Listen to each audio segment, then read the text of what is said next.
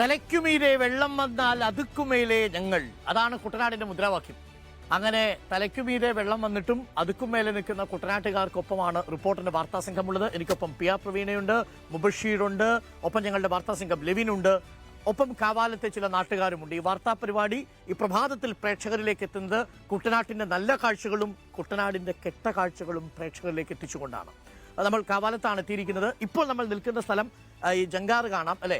ഈ കാവാലത്ത് ജങ്കാർ കടവ് എന്നാണ് അറിയപ്പെടുന്നത് അല്ലെ. തട്ടാശ്ശേരി ജങ്കാർ കടവ്. ഒന്ന് മൈക്ക് കൊടുത്താലോ. താങ്കൾ ഇവിടുത്തെ പഞ്ചായത്ത് മെമ്പർ കൂടിയാണ്, വാർഡ് മെമ്പറാണ്. കാലങ്ങളായി കാവാലത്തുകാരുടെ ആവശ്യമാണ് ഈ ജങ്കാർ പോയി പകലും ഒരു പാലം വരണം. തീർച്ചയായിട്ടും എന്താ തടസ്സം? അതിന്റെ വളരെ ബുദ്ധിമുട്ടായിട്ടുള്ള ഒരു കാര്യമാണ് വർഷങ്ങളായിട്ട്. കാരണം എത്ര വർഷങ്ങളായി, പല നാളുകളായി സാറേ ഈ പാലം വേണമെന്നുള്ള ആവശ്യത്തിന് എത്ര വയസ്സ്? ഞാൻ കാവാലത്തെ കോൺഗ്രസിന്റെ മണ്ഡലം പ്രസിഡന്റാണ് പ്രൊഫസർ രാജഗോപാൽ. ഇവിടെ 2016 ഫണ്ട് അനുവദിച്ചതാണ്, സർക്കാർ അനുവദിച്ചതാണ്. 2016 മുതൽ സർവേ നടക്കുന്നുണ്ട്, ബാക്കിയുള്ള കാര്യങ്ങളെല്ലാം ചെയ്യുന്നുണ്ട്. ഇപ്പൊ നിലവിലെ അവസ്ഥയെന്ന് പറയുന്നത് രണ്ട് കരയിലും ഭൂരിപക്ഷം സ്ഥലങ്ങളും അക്വയർ ചെയ്ത് കഴിഞ്ഞു. കൊടുക്കേണ്ട പൈസ കൂടുതൽ കൊടുത്തു കഴിഞ്ഞു. ഇനി 14 പേർക്കാണ് ഇവിടെ പൈസ കൊടുക്കാനുള്ളത്. ഞങ്ങളിപ്പോ ഏറ്റവും അവസാനം അറിഞ്ഞത് 80 ലക്ഷം രൂപ ഇപ്പൊ അനുവദിച്ചിട്ടുണ്ട്, അത് കൊടുക്കുമെന്നാണ്. പക്ഷെ അത് ഏത് നടപടി എവിടം വരെ ആയി എന്നുള്ളത് ഞങ്ങൾക്കറിയില്ല. പണം കൊടുത്താൽ സ്ഥലം ഏറ്റെടുക്കാം. അത് കഴിഞ്ഞാൽ പിന്നെ ബാക്കി നടപടികൾ വേണം. അത് ഞാൻ വ്യക്തിപരമായിട്ട് സ്ഥിരമായി ഇതിൽ അന്വേഷിച്ചുകൊണ്ട് വിവരാവകാശം ഒക്കെ കൊടുത്ത് അന്വേഷിച്ചുകൊണ്ടിരിക്കുന്നതാണ്. ഈ പണം കൊടുത്തു കഴിഞ്ഞാൽ ടെൻഡർ നടപടിയിലേക്ക് പോകുമെന്നാണ് PWD അറിയിച്ചിട്ടുള്ളത്. അവസാന വിവരം ടെൻഡർ നടപടികൾ മാർച്ചോടുകൂടി ആകുമെന്നാണ് ഇപ്പോൾ അറിയിച്ചിട്ടുള്ളത്. നിലവിൽ ശ്രീ രാജഗോപാൽ, എത്ര പേരായിരിക്കും ഒരു ദിവസം അപ്പുറത്തേക്കും അതേപോലെ അവിടെ നിന്ന് ഇപ്പുറത്തേക്കും? ഇത് പ്രേക്ഷകർക്ക് അറിയാവുന്നതുപോലെ കാവാലം ഈ ജങ്കാറിന്റെ കടവിന്റെ പ്രത്യേകത, നമ്മളിപ്പോൾ ഇരിക്കുന്നത് ആലപ്പുഴയിലാണ്. ഈ ജങ്കാർ കയറിയാൽ നമ്മൾ പോകുന്നത് കോട്ടയത്തേക്കാണ്. കോട്ടയത്തെയും ആലപ്പുഴയും തമ്മിൽ ബന്ധിപ്പിക്കുന്ന ഒരു കടവാണ്. അവിടേക്കാണ് ഈ പാലം വരേണ്ടത്. ഒരു ദിവസം എത്ര പേർ ഇപ്പൊ ഈ ഞങ്ങളുടേത് ഏറ്റവും പിന്നോക്ക പ്രദേശമാണ്. കാവാലം പഞ്ചായത്ത് എന്ന് പറയുന്ന 13 വാർഡുകളാണ്. അതിലെ 10 വാർഡും അങ്ങേക്കരയിലും 3 വാർഡാണ് ഈ കരയിലുള്ളത്. ഞങ്ങൾക്ക് ഞങ്ങളുടെ ആശുപത്രി ഏറ്റവും പ്രധാന പ്രശ്നം കുടിവെള്ളമാണെന്നാണ് ഞാൻ മനസ്സിലാക്കിയത്. കുടിവെള്ളത്തിലേക്ക് നമുക്ക് വരാം. പാലത്തിന്റെ പ്രശ്നം കഴിഞ്ഞിട്ട് കുടിവെള്ളത്തിലേക്ക് വരാം. അപ്പൊ ഇവിടെ ഞങ്ങൾക്ക് ഏറ്റവും പ്രധാനപ്പെട്ടത് ഞങ്ങളുടെ ആശുപത്രി ഗവൺമെന്റ് ഹോസ്പിറ്റൽ അക്കരെയാണ്, പഞ്ചായത്ത് ഓഫീസ് അക്കരെയാണ്, പോസ്റ്റ് ഓഫീസ് അക്കരെയാണ്, ബാങ്കുകളെല്ലാം അക്കരെയാണ്. ഞങ്ങൾ ഈ 3 വാർഡിലുള്ള ഏകദേശം ഒരു 1000-ഓളം 1200-ഓളം വരുന്ന വീട്ടുകാർക്ക് നിരന്തരം എന്ത് ആവശ്യമുണ്ടെങ്കിലും ഞങ്ങൾക്ക് അക്കരയ്ക്കാണ് പോകേണ്ടത്. ഏറ്റവും പ്രധാനപ്പെട്ട ഒരു കാര്യം, കോട്ടയം മെഡിക്കൽ കോളേജാണ് ഞങ്ങൾക്ക് ആലപ്പുഴ മെഡിക്കൽ കോളേജിനേക്കാളും അപ്രോച്ച് ചെയ്യാൻ എളുപ്പമുള്ളത്. കോട്ടയം മെഡിക്കൽ കോളേജിൽ പോകണമെങ്കിൽ ഞങ്ങൾ ഈ 6 കടന്നിട്ട് വേണം പോകാൻ. നിങ്ങൾ ഇവിടെ വരിക, ഒന്നുകിൽ ജങ്കാർ അല്ലെങ്കിൽ വെള്ളം. രാത്രി ഒരു 9 മണി കഴിഞ്ഞു കഴിഞ്ഞാൽ ഞങ്ങൾക്ക് ഈ 2 കരയായിട്ട് യാതൊരു ബന്ധവുമില്ല. എന്റെ സംശയമല്ല, ഇപ്പൊ ഇവിടെ ഒരു വീടുണ്ട്, അപ്പുറത്ത് വള്ളമില്ല. രാത്രിയിൽ നിങ്ങൾ വന്ന് അപ്പുറത്തിറങ്ങുന്നു, ഭർത്താവ് അല്ലെങ്കിൽ ഭാര്യ അവിടെ കുടുങ്ങി, എന്ത് ചെയ്യും? ഞങ്ങൾ ചെയ്യുന്നത്, ഞങ്ങൾക്ക് പരിചയമുള്ള ആരെങ്കിലും ഇവിടെ വള്ളമുള്ളവരെ വിളിച്ചിട്ട് അവർ കിടക്കെടുത്താണ് ചെയ്യുന്നത്. അല്ലെങ്കിൽ 25 കിലോമീറ്റർ വണ്ടിയിലെ വരുന്നതെങ്കിൽ 25 കിലോമീറ്റർ ചുറ്റി വരാം. അതാ ചോദിച്ചു, ഒരു ദിവസം ശരാശരി എത്ര പേര് അങ്ങോട്ടും ഇങ്ങോട്ടും പോകുന്നുണ്ടോ? ഒരു ദിവസം ശരാശരി ഒരു ജങ്കാറിൽ ഒരു 300 വെച്ചൊക്കെ നോക്കിക്കഴിഞ്ഞാൽ, എങ്ങനെ വന്നു കഴിഞ്ഞാൽ ഞങ്ങളൊരു 5000 4000 പേരെങ്കിലും ഞങ്ങൾ അങ്ങോട്ടും ഇങ്ങോട്ടും കൂടെ യാത്ര ചെയ്യാം.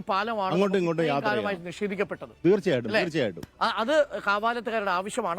പ്രതീക്ഷിക്കുന്നു ഇത് ആവശ്യമല്ല സാർ, ഇത് ഞങ്ങളുടെ അത്യാവശ്യമാണ്.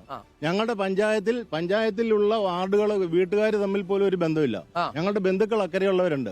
എന്താവശ്യം ഉണ്ടെങ്കിലും രാത്രി 9 ഭാര്യയുടെ വീടും വരുന്നവരുണ്ട്. അങ്ങനെയുണ്ട്. രാത്രി 9 മണിക്ക് ശേഷം ഒരു ബന്ധമില്ല, ഒരു നിവൃത്തിയില്ല. ഒന്നിൽ ഏതെങ്കിലും ഒരു വള്ളം വരാൻ നോക്കണം. വാഹനം ഉണ്ടെങ്കിൽ ചുറ്റി വരാം. അതെ, രാത്രി ഇറങ്ങി പോണോന്ന് ചോദിച്ചു കഴിഞ്ഞാൽ വള്ളം വന്നാലേ പോകാൻ പറ്റും. വള്ളം വന്നാലേ പോകാൻ പറ്റും. കാവാലത്തുകാരുടെ പ്രശ്നമേ അല്ലേ. 9 മണിയാകുമ്പോ ഈ ബോർഡ്. അതെ, എനിക്ക് തോന്നുന്നത് കാവാലത്തുള്ള ഭർത്താക്കന്മാർക്കൊക്കെ ഇതിന് ഒരു എല്ല് കൂടുതലാണ്. രാത്രി ഇറങ്ങി പോകുന്ന പറഞ്ഞാൽ നീ എവിടെ വരെ പോകുന്നു കാണാമല്ലോ. പരമാവധി പോയാ ഇവിടെ ഈ കാവാലത്ത് ജങ്കാർ കടവ് വരെ പോകും. അപ്പുറത്ത് പോകണമെങ്കിൽ വെള്ളം വരണമല്ലോ എന്ന് പറയും. വെള്ളം വരുമ്പോൾ നമ്മൾ ഭീഷണിപ്പെടുത്തും, വെള്ളം ഇറങ്ങിയ ഒന്ന് കളയും എന്ന് പറയും അല്ലേ. അപ്പൊ നമ്മൾ കൗതുകരമായത് അങ്ങനെ പറഞ്ഞെങ്കിലും പ്രശ്നം രൂക്ഷമാണ്. എനിക്കൊന്ന് ആ ഓട്ടോ ചേട്ടനുണ്ട്. ചേട്ടൻ പേരെന്താ? എന്റെ പേര് സിബി. നമ്മൾ ഈ ജങ്കാർ കടവിന്റെ പ്രശ്നം പറഞ്ഞു. അത് അതിരൂക്ഷമായ പ്രശ്നമാണ്. സർക്കാർ ആ വിഷയത്തിൽ ഇടപെടുന്നുണ്ട്. ഇനി ഒരു 80 ലക്ഷം രൂപ കൂടെ കൊടുത്താൽ സ്ഥലം ഏറ്റെടുക്കാം, പിന്നീട് ടെൻഡർ നടപടികളിലേക്ക് കടക്കാം. ഇതൊക്കെ സർക്കാരിന്റെ കയ്യിൽ പണം ഉണ്ടെങ്കിൽ നടക്കുന്ന കാര്യങ്ങളാണ് കേട്ടോ നമ്മൾ ഈ പറയുന്നത്. എന്തായാലും മാർച്ചോടുകൂടി ആ പ്രശ്നം പരിഹരിക്കുമെന്നാണ് നമ്മൾ പ്രതീക്ഷിക്കുന്നത്. എന്തായാലും മാർച്ചോട് കൂടി എന്നുള്ളത്, താങ്കൾ ഒരു കോൺഗ്രസ് നേതാവ് കൂടിയാണ്, താങ്കൾ അതിന് പിന്നാലെയുണ്ട് എന്നതാണ് ഞാൻ മനസ്സിലാക്കുന്നത്. ശരി ശരി. മറ്റൊരു പ്രധാനപ്പെട്ട പ്രശ്നം എന്താ നിങ്ങളുടെ? സാറേ, ഇതിന്റെ വിഷയത്തിൽ എന്റേതായിട്ടുള്ള ഒരു കാഴ്ചപ്പാട് എന്റെ അഭിപ്രായങ്ങളുണ്ടല്ലോ. ഈ പറഞ്ഞ 80 ലക്ഷം രൂപയുടെ പ്രശ്നം മാത്രമല്ല, കുട്ടനാടിന്റെ എംഎൽഎയുടെ കാര്യത്തിൽ എനിക്കൊക്കെ അഭിപ്രായ വ്യത്യാസമാണ്. ഞാനിപ്പോ അതിനൊക്കെ പേര് ഒന്നുകൂടി ഒന്ന് പറഞ്ഞു. ചില പ്രേക്ഷകർ പറഞ്ഞിട്ടുണ്ടോ? തോമസ് അദ്ദേഹം മണ്ഡലത്തെ പറഞ്ഞു. അദ്ദേഹത്തിന് ഞാൻ പറഞ്ഞത് ഒരു കമ്പാരിസൺ നടത്തുകയാണെങ്കിൽ ഡോക്ടർ കെ സി ജോസഫ് ഇവിടെ എംഎൽഎ ആയിരുന്ന സമയത്ത് ഈ അധികാരത്തിന്റെ എല്ലാ ഊടുവഴികളും കേറി ഇറങ്ങി ഇതിന്റെ തടസ്സങ്ങൾ നീക്കിയെടുക്കാൻ അദ്ദേഹത്തിന് മങ്കുമ്പോയിട്ട് ബന്ധമില്ലെന്ന് മങ്കുമ്പോര് പറയുന്നത് ഇല്ല. അപ്പൊ അതിലെ അഭിപ്രായ വ്യത്യാസം അതൊക്കെയാണ്. പോസ്റ്റർ എഴുതി വെച്ചൂടെ ഈ കുട്ടനാട് എംഎൽഎ കാണാനില്ല? പോസ്റ്ററിംഗ് ഒക്കെ ഉണ്ട് സംഭവം. ഇത് അല്ലെങ്കിൽ ഇത്രയധികം ഇവിടെ ജനസംഖ്യ ഒരു 20,000 പേരുണ്ട്. 20,000 പേര് ഒന്നിച്ച് നിന്ന് ഒരു ആവശ്യത്തിന് വേണ്ടി എനിക്കൊന്ന് നിങ്ങൾ ഇടതുപക്ഷമാണോ? ഞാൻ ഇടതുപക്ഷം, താങ്കൾ കോൺഗ്രസ് ആണ്. നിങ്ങൾ രണ്ടുപേരുടെയും നോക്കൂ പ്രേക്ഷകരെ, ഇതാണ് ഈ നമ്മളൊരു പ്രദേശത്ത് വരുമ്പോൾ അവിടെയുള്ള ജനങ്ങളുടെ പ്രശ്നം രാഷ്ട്രീയ വീക്ഷണമുള്ള മനുഷ്യരാണെങ്കിലും ആത്മാർത്ഥമായിട്ട് അവതരിപ്പിക്കുകയാണ്. ബഹുമാനപ്പെട്ട കുട്ടനാട് എംഎൽഎ ഇത് കേൾക്കണം. ഇത് ഒരു ഭാഗത്ത് കോൺഗ്രസും ഒരു ഭാഗത്ത് ഇടതു മുന്നണി പ്രവർത്തകരും ഒക്കെയുണ്ട്. അവരുടെ പ്രശ്നം നിങ്ങളെ കാണാനില്ല എന്നുള്ളതാണ്. നിങ്ങൾ എംഎൽഎ എന്ന നിലയിൽ ഈ മണ്ഡലത്തിലെത്തി ഇവരുടെ പ്രശ്നങ്ങൾ പരിഹരിക്കുന്നില്ല എന്നുള്ളതാണ്. എംഎൽഎ എവിടെ എന്നൊരു മണ്ഡലം ചോദിക്കുന്ന ഗതികേടിലാണ് നിർഭാഗ്യവശാൽ കുട്ടനാട്ടിലെ എംഎൽഎയുടെ അവസ്ഥ. എംഎൽഎ അതിന് മറുപടി കൊടുക്കണം. ഇത് ഞാൻ രാഷ്ട്രീയ പ്രേരിതമായി പറയുന്നതല്ല. ഇവിടെ നമുക്ക് കോൺഗ്രസ് ഉണ്ട്, ഒപ്പം തന്നെ CPM ഉണ്ട്. അങ്ങനെ തന്നെയല്ലേ?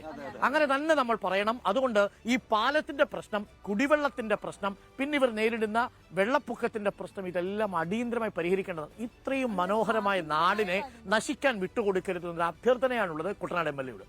ഇന്ന് മാത്രം സാധ്യതയുള്ളതാണ്. കാരണം ആലപ്പുഴയിൽ നിന്ന് കോട്ടയത്തേക്ക് പോകാൻ ആഗ്രഹിക്കുന്ന ഒരു ആർക്കും ഈ ഇതുവഴി പോയി കഴിഞ്ഞാൽ എത്ര കിലോമീറ്റർ തന്നെ ലാഭം ഉണ്ടെന്ന് പറയും. ഞാൻ പറഞ്ഞ പുന്നമൂടാണ് നമ്മൾ ഇവിടുന്ന് കോട്ടയത്തേക്ക് പോകാൻ വേണ്ടി കാവാലത്തുനിന്ന് പറയും, വെറും 10 കിലോമീറ്ററാണ്. മറിച്ച് ഇതുവഴി പോവുകയാണെങ്കിൽ 25 കിലോമീറ്റർ, അതായത് 15 കിലോമീറ്ററിന്റെ വ്യത്യാസം. ഇത് പറഞ്ഞ രാത്രി എന്ന് പറഞ്ഞ സാറ് പറഞ്ഞാൽ തന്നെ 9 മണിക്ക് ശേഷം അത്യാവശ്യമായിട്ടൊരു ആശുപത്രി പോകണമെന്ന് പറയും. കോട്ടയമാണ് ഞങ്ങൾക്ക് ഏറ്റവും നല്ലത് ബന്ധപ്പെടാൻ പറ്റുന്ന ഒരു മെഡിക്കൽ കോളേജ്, ഏറ്റവും എളുപ്പവും സൗകര്യത്തിന്റെ കാര്യത്തിലും ഒക്കെ തന്നെ എല്ലാം ആഗ്രഹിക്കുന്നത് തന്നെയാണ്. പക്ഷേ ഞങ്ങൾക്ക് പോകാൻ ചിലപ്പോൾ ഈ ഇത്രയും വളഞ്ഞു കുത്തി 15 കിലോമീറ്റർ എന്ന് പറഞ്ഞാൽ ഏകദേശം ഒരു 25 മണിക്കൂർ വ്യത്യാസം വരും. ഈ 6 മണിക്കൂർ ഒരു ജീവനെ സംബന്ധിച്ചിടത്തോളം വളരെ ക്രിട്ടിക്കൽ തന്നെയാണ്. മറിച്ച് ഇവിടെ ഒരു പാലം ഉണ്ടായിരുന്നു.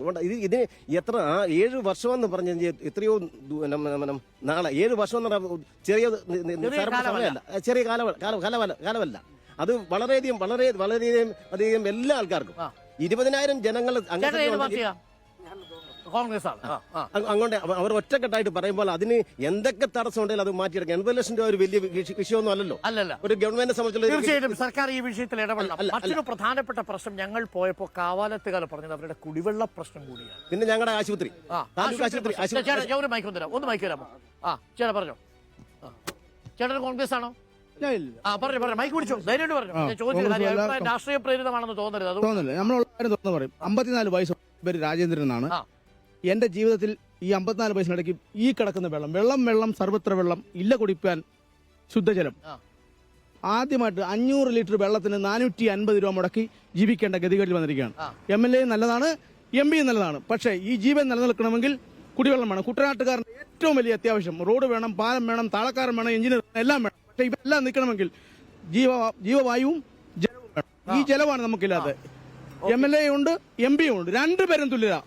ഒരു നാണയത്തിന് ഇരുവശങ്ങളാണ് ഈ MLA-യും ഈ MP-യും. രണ്ടുപേരും കുട്ടനാടിന്റെ പാക്കേജിന്റെ അവസ്ഥ എന്താ? അത് തന്നെ. അതൊക്കെ പറയണമെങ്കിൽ ഈ സമയം പോരാ സാറേ. കരഞ്ഞുകൊണ്ട് തന്നെ പറയാ, ഞങ്ങൾക്ക് വെള്ളമാണ് ഏറ്റവും അത്യാവശ്യം. കുട്ടനാട്ടുകാരൻ എന്ന നിലയിൽ ആവശ്യമാണ്. വാർത്തയെ തന്നെ ക്യാരി ചെയ്യുന്നുണ്ട്. കുട്ടനാട്ടിലെത്തിയ റിപ്പോർട്ടർ വാർത്താ സംഘത്തിന് മുന്നിൽ പരാതികൾ കണ്ണീരോടെ പറയുക. ഒരു യാത്രക്കാരൻ കാണുന്നില്ല, MP ഇത് കാണുന്നില്ല. ഒരു കുട്ടനാടുകാരന്റെ യാതന. കുട്ടനാടുകാരുടെ അവസ്ഥ വളരെ ദുരിതപൂർണമാണ് എന്ന് നവകേരള സദസ്സിന്റെ പര്യടനത്തിനിടയിൽ റിപ്പോർട്ടർ വാർത്താ സംഘം നേരിട്ടറിഞ്ഞതാണ്. അവരുടെ പരാതികളാണ് നിങ്ങൾ കേട്ടുകൊണ്ടിരിക്കുന്നത്. പരാതികളുടെ കെട്ടഴിച്ച് ഈ കിടക്കുന്ന വെള്ളം എന്ന് തന്നെ നമ്മൾ പറയും, എന്ന് തന്നെ വാർത്തയിൽ നമ്മൾ. ഈ കിടക്കുന്ന വെള്ളം ഇതിപ്പം പ്രൈവറ്റ് വ്യക്തിയുടെ കയ്യിലാണ്. ഈ വെള്ളം 100 രൂപ മാസം കൊടുത്താണ് ഞങ്ങളുടെ വീട്ടിൽ ആവശ്യങ്ങൾക്ക് ഉപയോഗിക്കുന്നത്. 100 രൂപ ഒരു മാസം കൊടുക്കണം.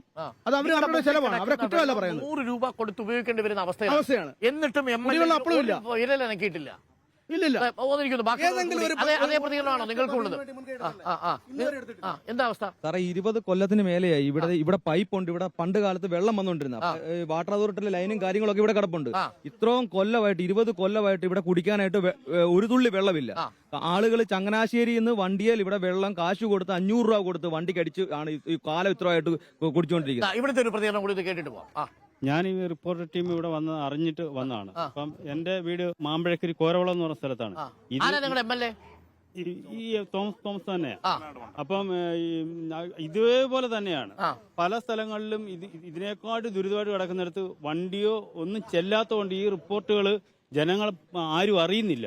വളരെ ദുരിതമായിട്ട് ഇപ്പോഴും കുട്ടനാട്ടിന്റെ പല സ്ഥലങ്ങളിലും വണ്ടി വാഹനങ്ങളൊന്നും ചെല്ലാത്തതുകൊണ്ട് റിപ്പോർട്ട് MLA എടുത്തു പഞ്ചായത്തിനടുത്തൊന്നും നിങ്ങൾ പറഞ്ഞിട്ടില്ലേ? പരാതികൾ ഇഷ്ടം പോലെ പറഞ്ഞിട്ടുണ്ട്. പക്ഷെ പരാതികൾ പറയുമ്പം പറയും ശരിയാക്കാന്ന് പറയും. പാലമല്ല ഞങ്ങൾക്ക് ആവശ്യം, കുടിവെള്ളമാണ് ആവശ്യം. കുടിവെള്ളം 150 രൂപ മാസം കൊടുത്ത ഇപ്പം വെള്ളം എടുത്തോണ്ട് ഈ ആറ്റിലെ വെള്ളം 150 രൂപ. ആറ്റിലെ വെള്ളം 150 രൂപയ്ക്കാ കൊടുത്തോണ്ടിരിക്കുന്നത്. MLA കണ്ടില്ലേ? MLA കണ്ട എല്ലാരും കാണുന്നു. MLA അവസാനം കണ്ട ദിവസം ഓർമ്മയുണ്ടോ? ഇല്ല, ഓർമ്മയില്ല. അതാണ് മണ്ഡലത്തിന്റെ അവസ്ഥ. ഇത്രയും പറഞ്ഞാൽ മതിയല്ലോ, പ്രേക്ഷകർക്ക് മനസ്സിലായിട്ടുണ്ടാവും. അതായത് കുട്ടനാട്ടുകാർ MLA കണ്ട നാള് മറന്നു എന്നുള്ളതാണ് പൊതുവെ നമുക്ക് ലഭിക്കുന്ന കാര്യം. ഇത് നമ്മൾ ഇത്ര ശക്തമായ ഭാഷയിൽ പറയുന്നത് ഇവരുടെ പ്രശ്നങ്ങൾ അത്രത്തോളം രൂക്ഷമാണ് എന്നുള്ളത് കൊണ്ടാണ്. മുൻപിൽ കിടക്കുന്ന വെള്ളം കുടിവെള്ളമായി അവരുടെ വീട്ടിലെത്തണമെങ്കിൽ 150 രൂപ കൊടുക്കേണ്ടി വരുന്ന ഗതികേടിലാണ്. കുടിവെള്ളം മാത്രമല്ല, നമ്മളിപ്പോ ഈ കാണുന്ന വെള്ളം, ഈ കാണുന്ന ശുദ്ധതയൊന്നും കുറച്ച് കഴിയുമ്പോൾ ഉണ്ടാവില്ല. വെള്ളം വാട്ടർ ലെവൽ കുറച്ചുകൂടെ കുറഞ്ഞു കഴിഞ്ഞാൽ ഇത് കറുത്ത നിറമാണ്. കറുത്ത നിറത്തിൽ കരിയോയിൽ പോലത്തെ വെള്ളമാണ്. ഈ വെള്ളം പോലും കിട്ടാത്ത ആയിരക്കണക്കിന് വീടുകളാണ് ഇതിന്റെ പുറകിലോട്ടുള്ളത്. ഒരു കുഞ്ഞുങ്ങളുടെ മുഖം പോലും കഴുകാനുള്ള വെള്ളം അവിടെ ഇല്ല. ഇതൊരു പ്രേത നഗരമായി ഇത് പമ്പ് ചെയ്ത് സമയത്താണെങ്കിലും ഇറങ്ങുന്ന മനുഷ്യർക്ക് ഗതികേടായ അവസ്ഥയിലേക്ക് മാറുന്നുണ്ട്.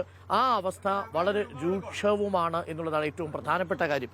എനിക്ക് തോന്നുന്നു ഇത് ഈ വിഷയത്തിലുള്ള ഈ MLA പ്രതികരണം കൂടി നമ്മൾ തേടേണ്ടതുണ്ട്. ഇത് തത്സമയമാണ് പ്രേക്ഷകർ എത്തുന്നത്.